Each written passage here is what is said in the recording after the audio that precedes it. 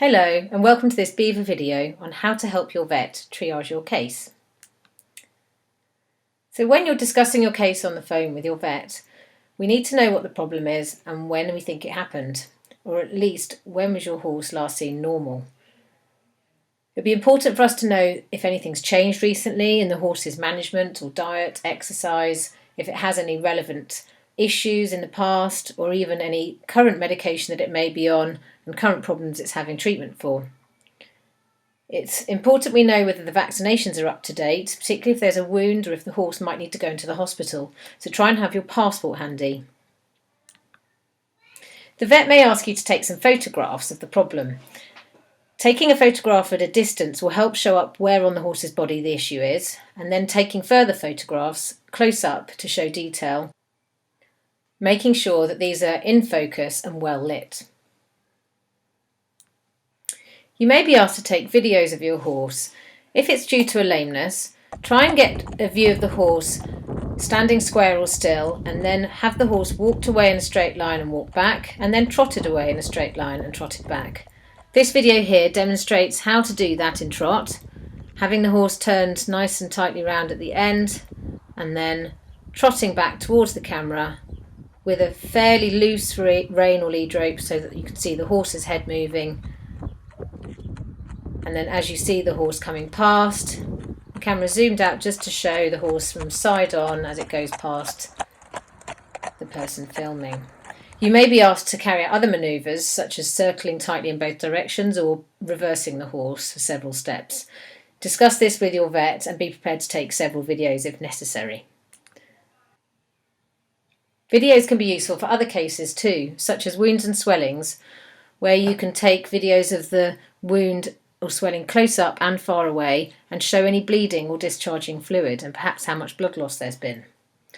Abnormal behaviour that your horse might be showing and things like colic symptoms, these can all be helpful as well to show the vet how bad the horse is and what it's doing so that we can understand how serious and important it is that the horse is seen immediately or even sent into a clinic immediately. Breathing issues such as with this horse here can be picked up well in a video. You can see how the horse's nostrils are flaring, how much effort's being put in, and also count the respirate rate over time. You can also see the nasal discharge at the nostrils.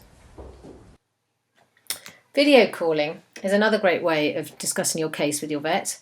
This can help the vet assess the horse in real time, and they can also ask you to carry out tests for them, such as flexing the leg or applying pressure to certain areas, circling the horse tightly, etc. This may again require someone else to be videoing from a safe distance, but you can also just put your phone somewhere suitable so it can capture the whole process and have it on loudspeaker so your vet can talk you through what they're asking you to do.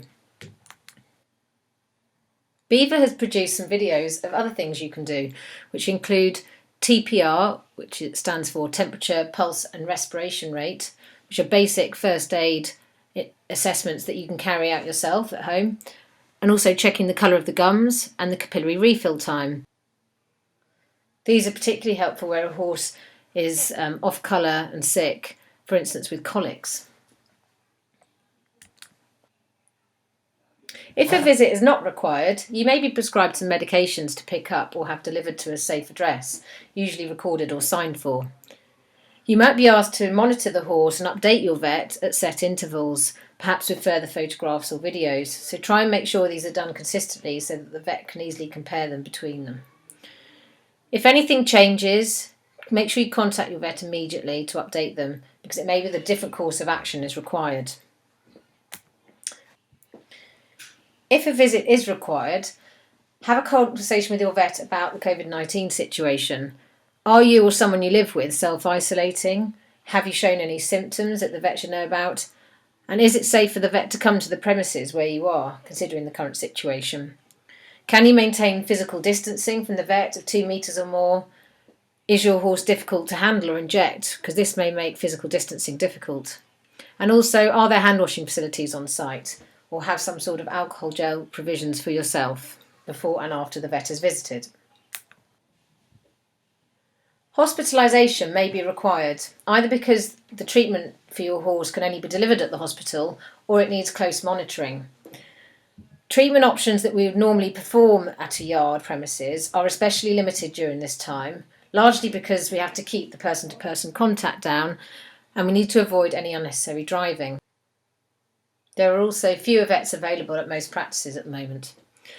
Please work with your vet to ensure the safety of all involved, whilst your vet endeavours to deliver the best possible care for you and your horse.